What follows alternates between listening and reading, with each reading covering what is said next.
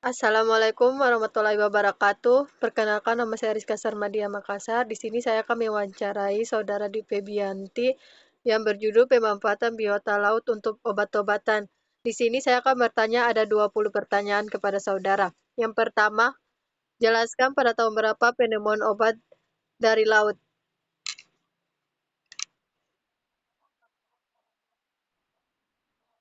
Yang kedua, sebutkan anti jamur dari biota laut dikelompokkan menjadi.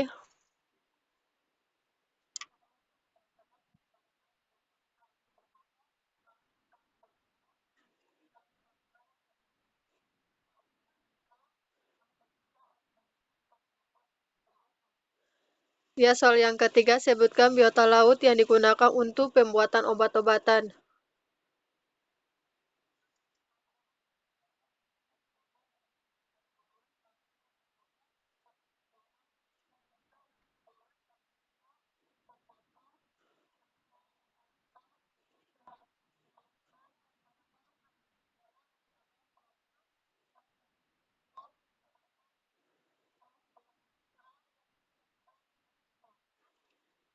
Selanjutnya, yang keempat, jelaskan manfaat dari rumput laut.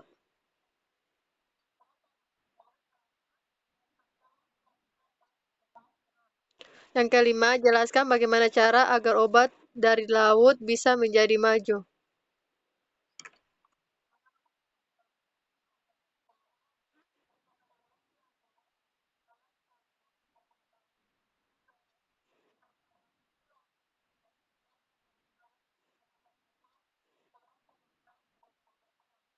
Yang keenam, jelaskan polisakarida dalam rumput laut.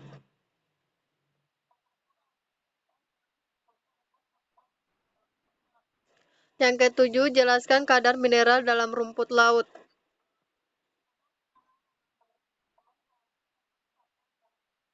Yang kedelapan, sebutkan vitamin apa saja yang terkandung dalam rumput laut.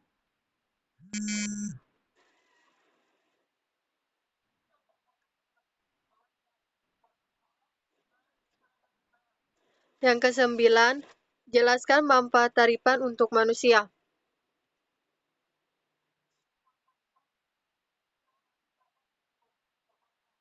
Yang kesepuluh, jelaskan senyawa-senyawa produk alam laut yang mengandung sifat antiprotozoa.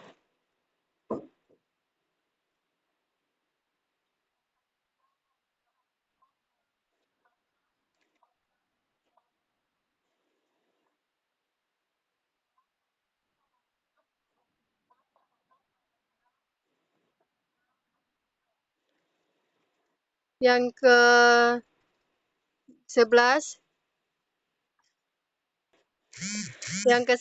jelaskan polikatida.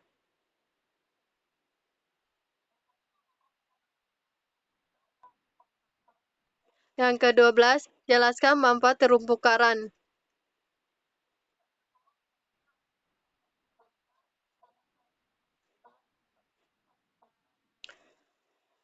Yang ke-13, jelaskan manfaat lamu.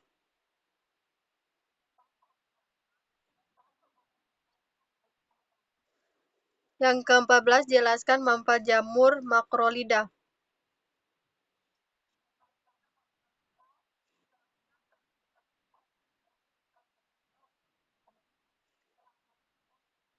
Yang ke-15, manfaat moluska.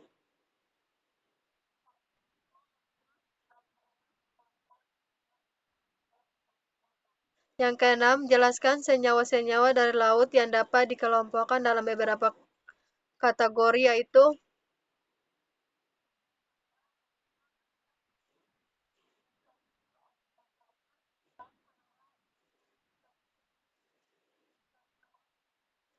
Yang ke-17, jelaskan manfaat rumput laut merah.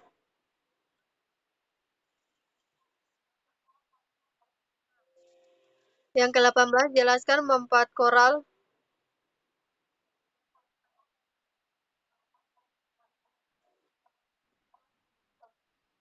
Yang ke-19, jelaskan manfaat alkolit.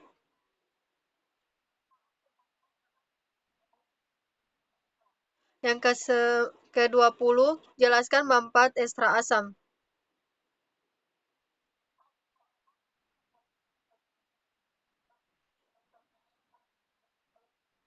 Mungkin itu saja dari soal-soal yang saya tanyakan. Lebih dan kurangnya saya mohon maaf. Wabillahi taufiq walhidayah. Wassalamualaikum warahmatullahi wabarakatuh.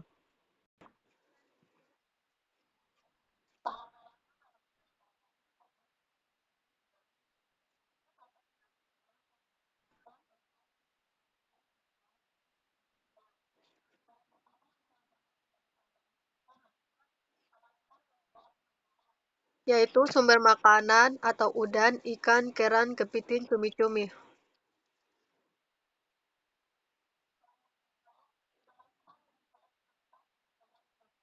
Di sini ada dua, yaitu mengurangi tingkat stres, yang kedua membantu memenangkan pikiran.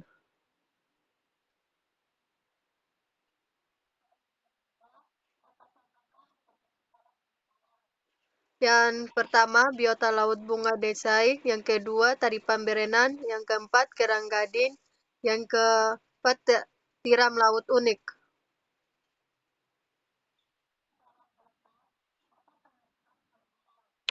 Semua makhluk hidup yang berada di laut, baik hewan maupun tumbuhan atau karang.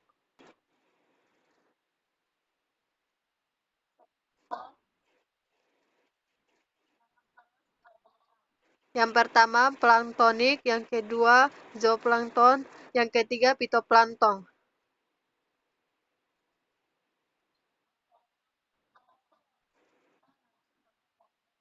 Planktonik merupakan jenis biota laut yang berenang dan mengapung mengikuti arus.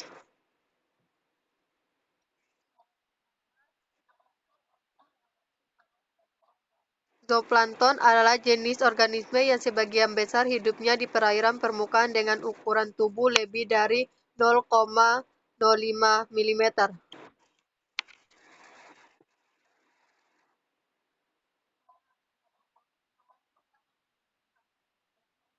Fitoplankton adalah organisme mikrofis yang hidupnya di zona eufotik atau permukaan remang.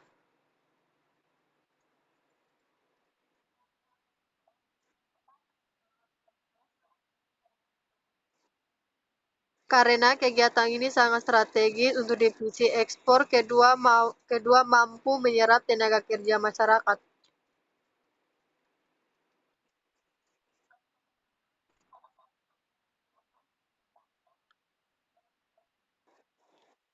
Yaitu salah satu teknologi yang berkembang oleh BPBL Ambon, yaitu budidaya ikan hias laut sistem RAS yaitu Riscoletin Aquaculture System. Dengan adanya teknologi budidaya maka diharapkan masyarakat pesisir atau nelayan yang menangkap ikan hias laut ke depan akan beralih ke pembudidaya.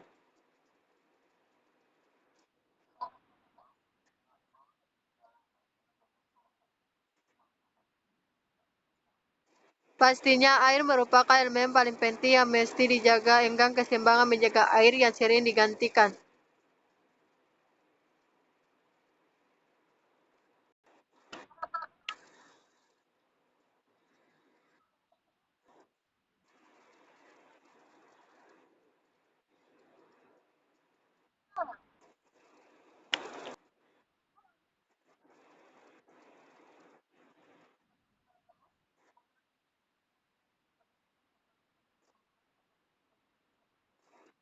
Yaitu terumbu karang bermanfaat sebagai habitat dan sumber makanan bagi berbagai jenis makhluk hidup di laut.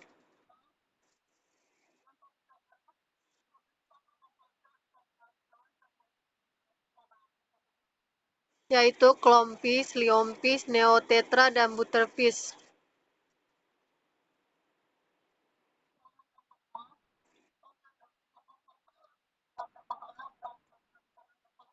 Yaitu ikan nemo dan ikan dori.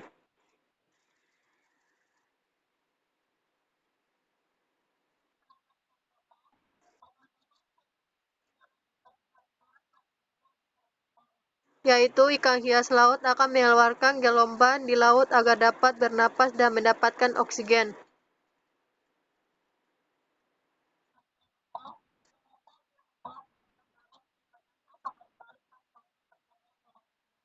Karena Indonesia memiliki luas biota terumbu karang mencapai 50 sampai 8.075 km persegi yang menyumbang 18%.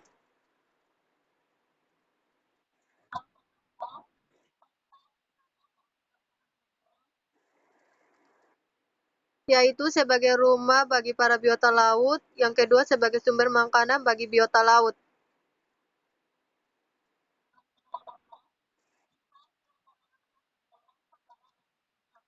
yaitu adalah dalam hubungan timbal balik antara makhluk hidup dan lingkungannya.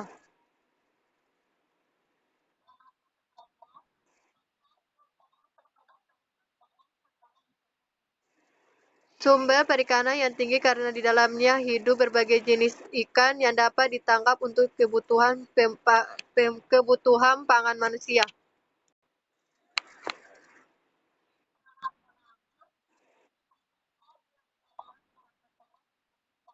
yaitu habitat biota laut terumbu karang, pada umumnya hidup di pinggir pantai atau daerah yang masih terkena cahaya matahari kurang lebih 50 meter di bawah permukaan laut.